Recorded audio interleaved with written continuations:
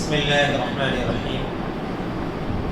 الحمد لله رب العالمين والصلاة والسلام على سيد الأنبياء والمرسلين ومن تبعهم بإحسان إلى يوم الدين. أما بعد. الحمد للہ آج نماز تراویح میں سوا پارے کی تلاوت ہوئی اور اس میں سورہ بقرہ کا اکثر حصہ اور سورہ آل عمران کے 2 رکوع پڑھے گئے ہیں. جہاں سے آج تلاوت کی گئی ہے سورہ بقرہ کے اس حصے میں زیادہ تر احکامات کا بیان کیا گیا ہے.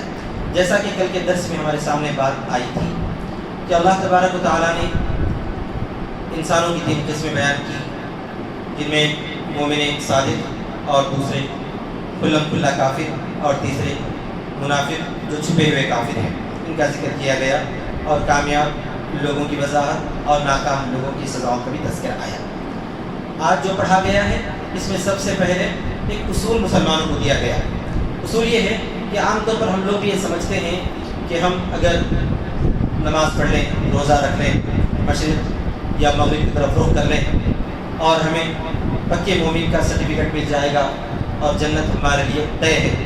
اللہ تعالیٰ نے سب سے پہلی آیت مبارکہ میں جو آج تلاوت کی گئی بیان فرمایا کہ صرف نیکی یہ نہیں ہے کہ تم مشرق کی طرف رخ کر لو یا مغرب کی طرف رخ کر لو یعنی نماز پڑھ لو، بلکہ نیکی کے بہت سارے کام ہیں اور ترتیب وار بیان کیا گیا. سب سے پہلے نیکی کے کاموں میں عقیدہ ہے، یعنی جو اللہ پر ایمان لائے اور آخرت کے دن پر ایمان لائے، اللہ کی کتاب پر ایمان لائے، فرشتوں اور اللہ کی تمام باتوں کو تسلیم کرے، قبول کرے.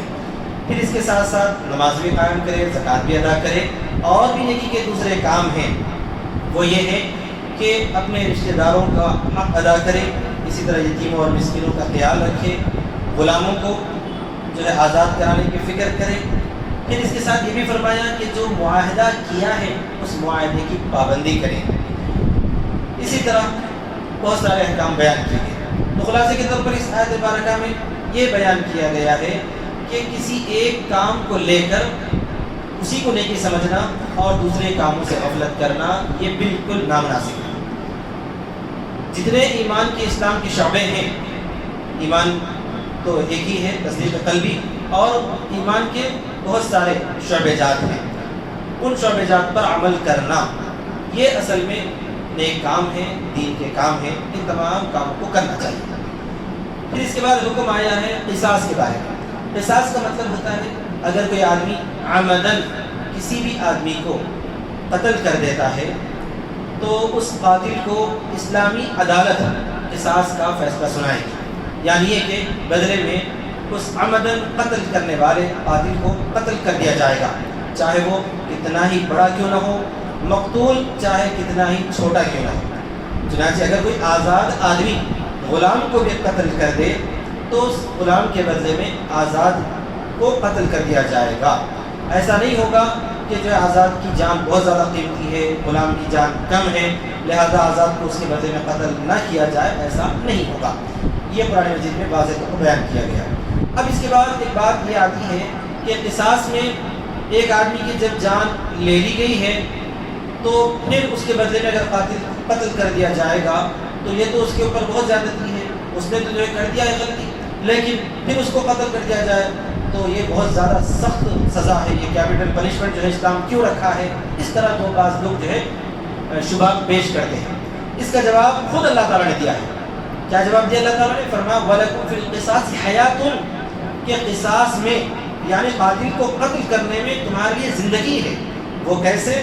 کہ جب عدالت یہ فیصلہ کرے گی اور وہ فیصلہ نافذ ہو جائے گا تب جو ہے پھر قاتل کے جو رشتہ دار ہیں یا مقتول کے جو رشتہ دار ہیں ان لوگوں کو آپس میں لڑنے بھیڑنے کا کوئی موقع نہیں بچے گا. ورنہ اگر عدالت میں یہ فیصلہ نہیں ہوگا اور قاتل کو جو ہے تھوڑی دیر پکڑا جائے گا یا تھوڑی بہت اس کو چھوٹی موٹی سزا دے کر چھوڑ دیا جائے گا تو جو مقتول کے رشتہ دار ہیں، ورثاء مقتول ہیں، ان کے دل میں ایک جو ہے غصہ بھر جائے گا، انتقام کا جذبہ پیدا ہوگا. اس جذبے سے یہ لوگ کیا کریں گے؟ قاتل کو ڈھونڈیں گے اور اس کو قتل کرنے کی کوشش کریں گے.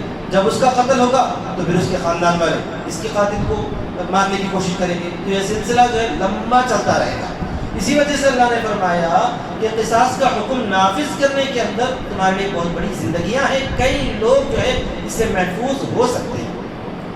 پھر اس کے ساتھ ساتھ یہ بھی حکم دیا گیا ہے کہ ہاں اگر کہ جو ہے کوئی بھی حکم جو بھی عدالتی ہوگا وہ اسلامی عدالت نافذ کرے گی. عوام کو اپنی طرف سے اس بارے میں کسی طرح کے فیصلے کا کوئی حق نہیں ہے، کوئی اجازت نہیں ہے. جو بھی فیصلہ ہوگا وہ عدالت کرے گی، اور عدالت کے لیے اسلامی حکومت کا ہونا ضروری ہے.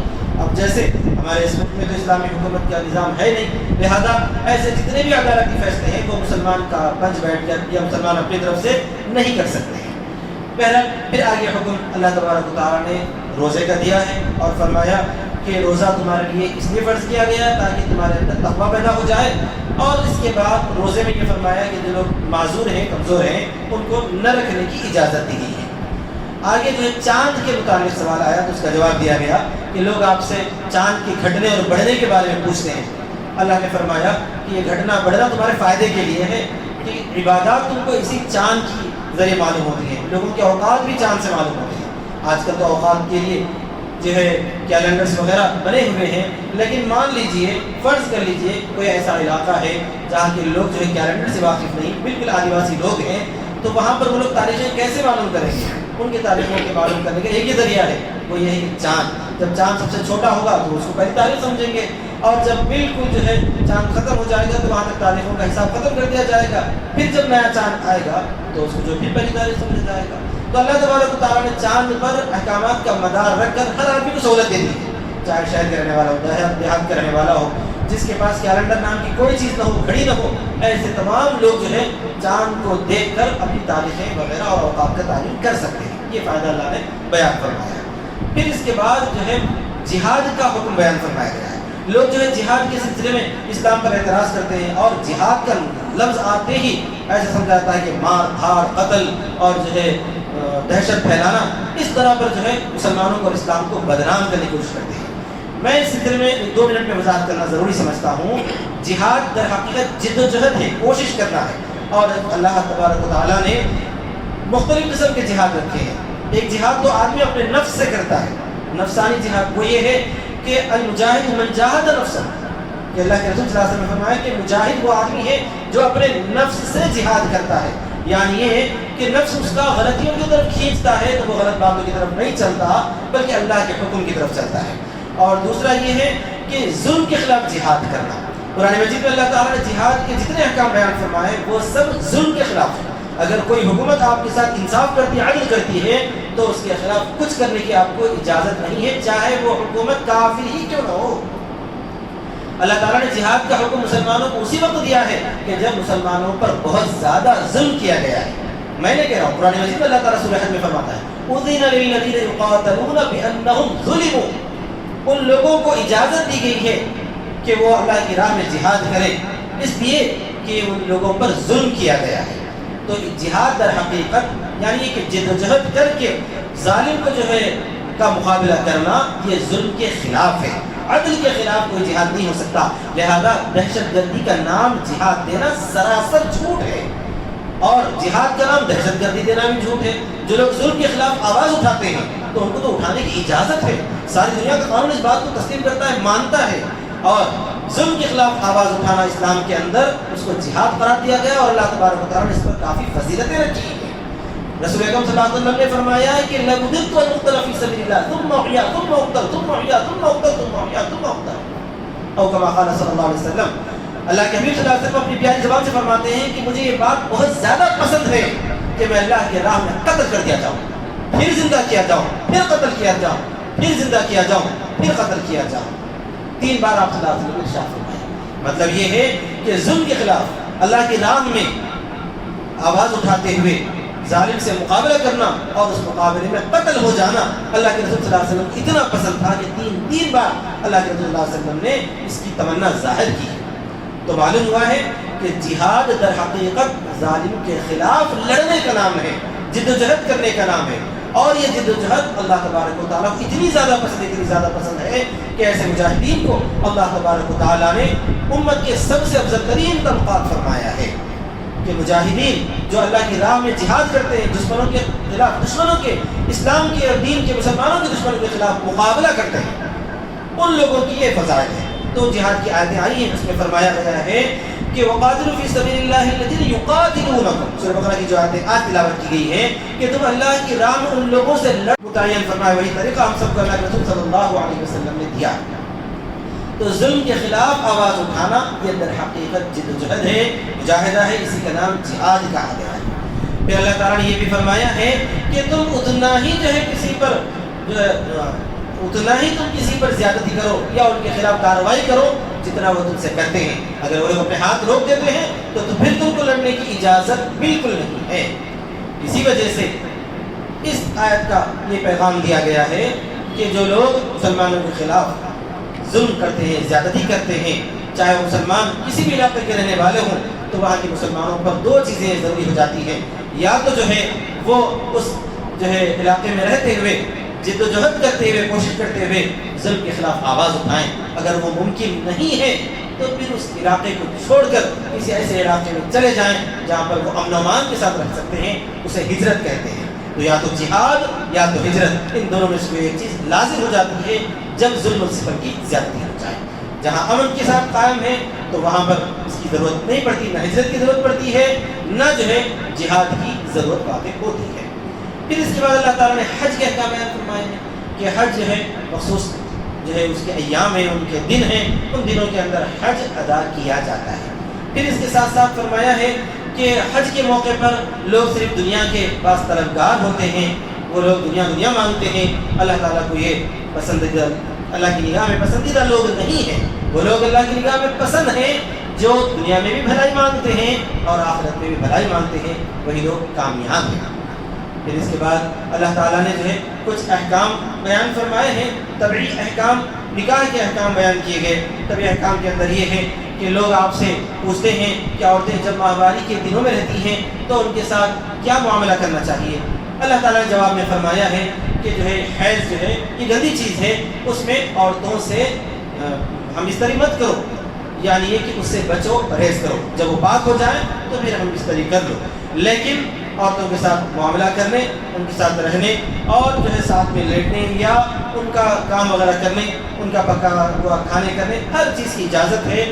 ایسا نہیں ہے کہ جو ہے ناپاکی کے جو دن ہوتے ہیں ان دنوں کے اندر وہ بالکل ہی جو ہے ایسی ہو جاتی ہے کہ اس کو چھوڑ دیا جائے، اس کے ساتھ بات نہ کی جائے یا اس کو ہاتھ نہ لگایا جائے وغیرہ وغیرہ، یہ سب جو ہے سراسر غلط ہے۔ ہاں یہ ضرور ہے کہ ناپاکی کے دنوں میں عورت جو ہے عبادات، خاص طور پر نماز، روزہ، ایسے عبادت انجام نہیں دے سکتی، اور اسی طرح پر جو ہے شوہر اس سے جو ہے بستری نہیں کر سکتا۔ جیسے کہ وہ پاک ہو جائے تو غسل کی ضرورت ہوتی ہے، غسل کرنے کے بعد پھر جو ہے عبادات بھی پورے انجام دے گی اور پھر شوہر سے جو تعلق زوجیت ہے وہ بھی ادا کرے گی۔ یہ حکم بیان کیا گیا۔ پھر اس کے بعد اللہ تعالیٰ نے جو ہے نکاح اور طلاق کے احکام بھی بیان فرمائے۔